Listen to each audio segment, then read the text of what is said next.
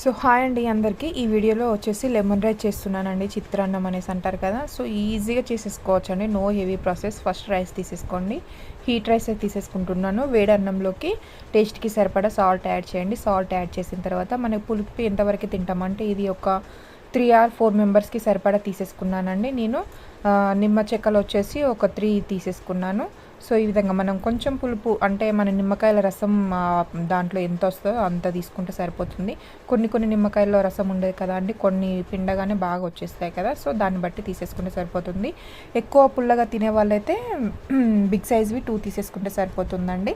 నార్మల్వి అయితే 3 తీసేసుకుంటే సరిపోతుంది. సో ఈ విధంగా జాలితో వడగట్టేసానండి నేను, గింజల సీడ్స్ అనేవి రైస్లోకి పడకుండా. సో ఈ విధంగా టోటల్ మనం వేసిన salt and lemon juice total కలిసేలాగా మంచిగా కలిపేసండి. కొంచెం వేడన్నం కదా అండి, కాలుతూ ఉంది. మీరు స్పూన్ అయినా యూజ్ చేసుకోవచ్చు. స్పూన్ యూజ్ చేసేసుకొని చక్కగా మంచిగా కలిసేలాగా మంచిగా కలపండి. ఈ లెమన్ అండ్ సాల్ట్ ఎంత మంచిగా అన్నంకి రైస్కి పడుతుందో అంత టేస్ట్ అనేది వస్తుందండి. సో మ్యాక్సిమం కలపండి. కలిపిన తర్వాత దానికి సరిపడా ఆయిల్ ఎంత తీసేసుకుంటారంటే మన కూర గరిట ఉంటుంది కదా, సో కూర గరిటతోటి నిండా తీసేసుకొని ఆయిల్ హీట్ అయిన తర్వాత అందులోనే జీలకర్ర 1/2 టేబుల్ స్పూన్ వరకు జీలకర్ర, 1/2 టేబుల్ స్పూన్ వరకు ఆవాలు యాడ్ చేస్తే సరిపోతుందండి. సో ఇలా హీట్ అయిన తర్వాత ఆయిల్లో మంచిగా ఫ్రై అయిన తర్వాత అందులోనే ఒక ఎండుమిర్చి యాడ్ చేస్తున్నానండి. ఎండుమిర్చి యాడ్ చేసిన తర్వాత పల్లీలు మన టేస్ట్కి సరిపడా తీసేసుకుంటే సరిపోతుంది. కొందరు పల్లీలు తినడానికి ఇష్టపడరు కదండి, సో టేస్ట్కి సరిపడా పల్లీలు తీసేసుకొని గుప్పెడు వరకు అది మినపప్పు యాడ్ చేస్తున్నానండి. సో నేను టోటల్ పచ్చిమిర్చి కారంతో చేస్తున్నాను. ఎండు కారం ఎక్కువ వేయలేదు, ఎండుమిర్చి. సో పచ్చిమిర్చి కారంతో చేస్తే చాలా టేస్టీగా ఉంటుంది. సో పచ్చిమిర్చిని కూడా మంచిగా రైస్లో కలుపుకొని తినే విధంగా మంచిగా వేంపండి. ఇలా వేంపిన తర్వాత అందులోనే ఒక గుప్పటి వరకు కరివేపాకు యాడ్ చేస్తున్నానండి. కరివేపాకు యాడ్ చేసిన తర్వాత ఒక్కసారి కలిపేసాను. చూడండి మిర్చి అనేది మనకి ఎంత చక్కగా వేగిపోయిందో. ఫస్ట్ పల్లీలు పప్పు యాడ్ చేసిన తర్వాత ఆఫ్టర్ ఈ మిర్చి యాడ్ చేయండి. అప్పుడు ఏది మాడిపోకుండా చక్కగా ఆయిల్లో అన్నీ టోటల్ ఫ్రై అవుతాయండి. సో ఈ విధంగా కరివేపాకు కూడా యాడ్ చేసిన తర్వాత వేగిన తర్వాత అందులోనే పసుపు యాడ్ చేస్తున్నాను. పసుపు వచ్చేసి ఎక్కువ తీసేసుకోకండి, మరీ ఎల్లో ఇష్యూగా అవుతుంది, అంత కొంచెం చూడడానికి చక్కగా కనిపించదు నీట్గా. సో లైట్గా తీసేసుకోండి పసుపు అనేది. ఒక 1/2 టేబుల్ స్పూన్ కంటే ఇంకా కాస్త తక్కువ తీసేసుకుంటే సరిపోతుంది. ఇప్పుడు కలిపేసేయండి మంచిగా చక్కగా, పసుపు వాసన పోయేంత వరకు మంచిగా చక్కగా కలిపేసేయండి. పోపు అనేది చూడండి మనకి మరీ పచ్చిగా లేదు, మరీ మాడిపోలేదు, మీడియంగా ఈ విధంగా వేంపేసుకోండి. వేంపేసుకున్న తర్వాత ఇందాక మనం సైడ్కి కలిపి పెట్టేసుకున్న రైస్ ఉంది కదా అండి, సో ఆ రైస్లో ఈ పోపు మొత్తం యాడ్ చేయండి.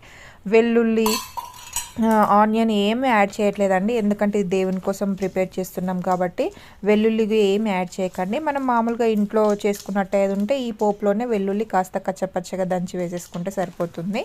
సో వెల్లుల్లి యాడ్ చేయలేదు నేను దేవుని కోసం అనేసి. ఈ విధంగా కలిపేసాను మంచిగా చక్కగా టోటల్ రైస్కి పట్టేలాగా మంచిగా కలిపేసాను. ఎంత టేస్టీ అంటే మనం సేమ్ గుళ్ళో ఏ విధంగా ప్రిపేర్ చేస్తారో అదే టేస్ట్ వస్తుంది. మన వెంకటేశ్వర స్వామి టెంపుల్లో పులిహోర చాలా చక్కగా టేస్ట్ వస్తుంది కదా అండి, సో అలాంటి టేస్టే వస్తుంది. ఎక్కడైనా వెంకటేశ్వర స్వామి టెంపుల్కి వెళ్ళినప్పుడు పులిహోర చాలా టేస్టీగా ఉంటుంది కదండి, సేమ్ అదే టేస్ట్ దీనికి వస్తుందండి. ఎందుకంటే ఆ ప్రాసెస్ ఈ విధంగానే చేస్తారు.